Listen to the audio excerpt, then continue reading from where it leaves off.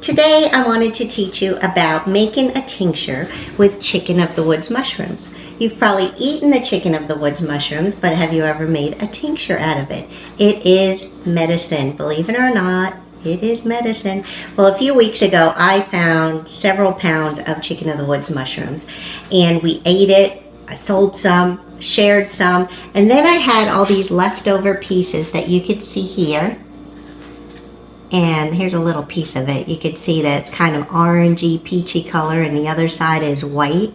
It has pores on the back side of it. And I've chopped it up in little pieces, but we'll get to that in a minute.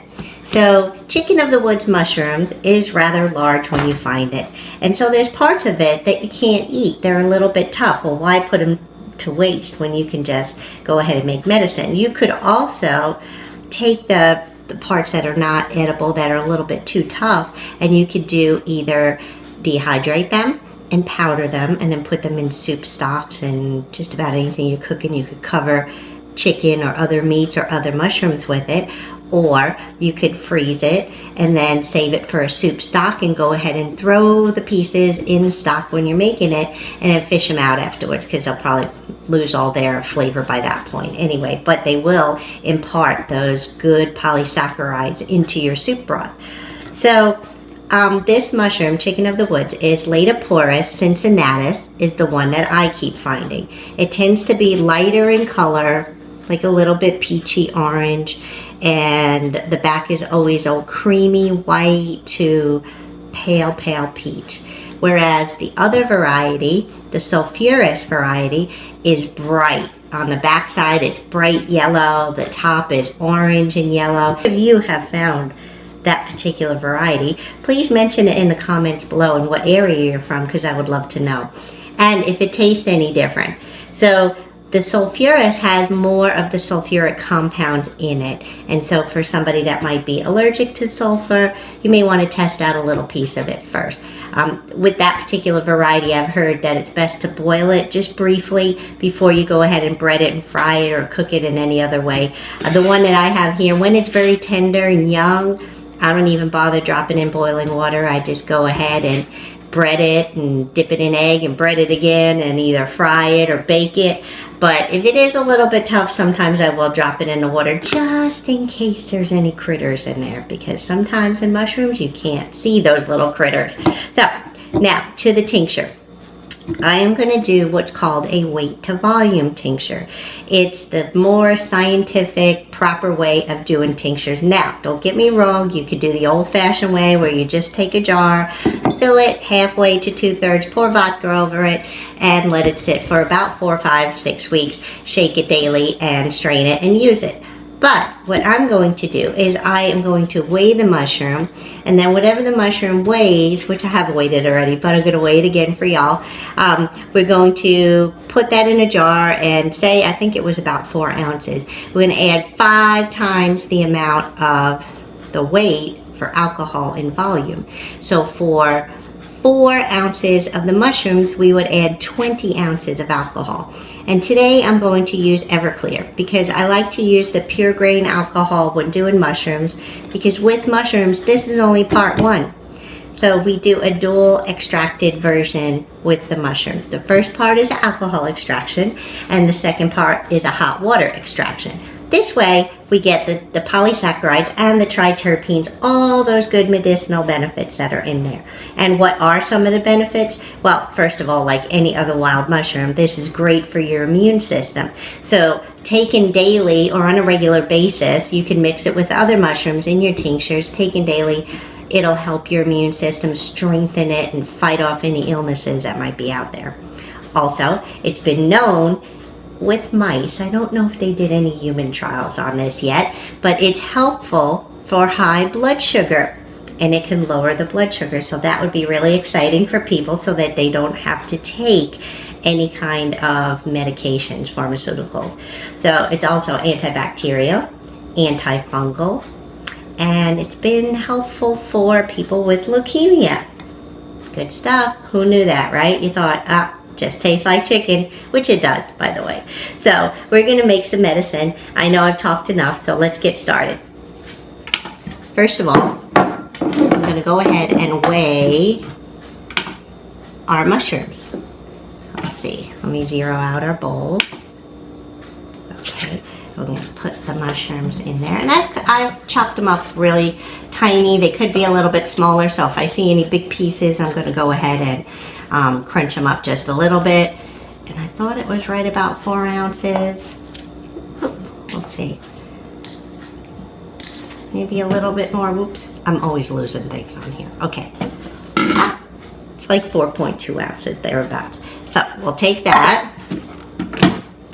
And I have a quart canning jar here because this is going to swell up. And since we're using 20 ounces of alcohol with this mushroom as well, which is probably going to go about 1/3 of the jar, we want to make sure our jar is large enough for everything that we're doing. So we'll go ahead and put that in. Put them all in there. This particular tincture I have not made before. I've done the maitake, the lion's mane, turkey tail, reishi, shiitake, black stain and polypore. I'm trying to think what else. What am I missing? I think that's it. So I have not tried this one. If you have before, please let me know in the comments because I really would like to know. Let's go ahead and do that. And by the way, this is also going on a class that I have online with the Forager Chicks School, which is on the Teachable site. I have a link for that right below in the description if you'd like to check it out. It's all about wild mushrooms.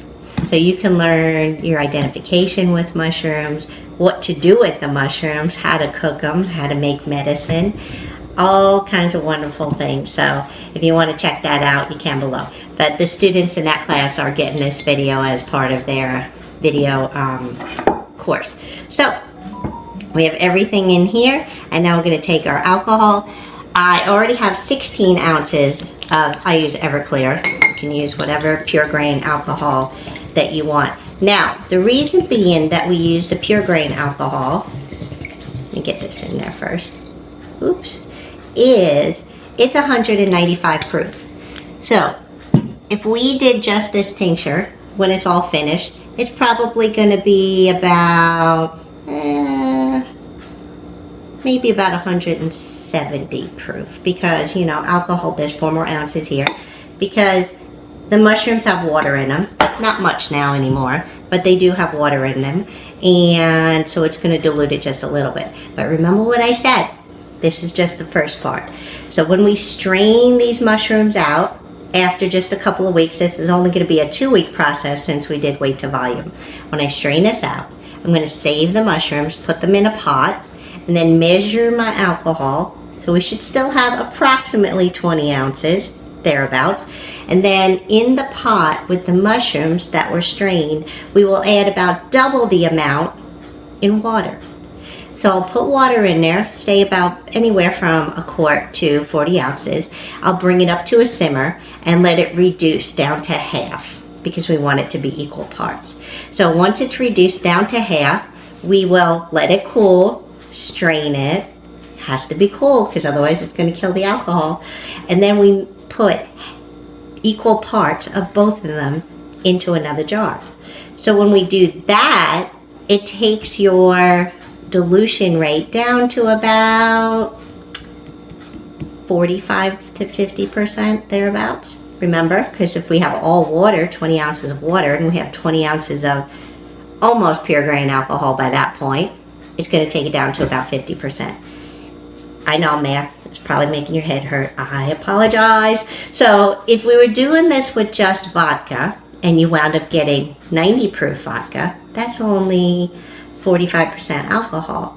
And then if you did the water portion and you added equal parts, you're looking at maybe a 20% alcohol afterwards. And that's not enough to preserve it for long term. This way, this will keep for almost 10 years, but we'll use it before that. So I don't know if you could see that color already. It's turning yellow. That's amazing. Isn't that beautiful? Oh my God. So I know, tinctures can be pretty too. I just think that's awesome.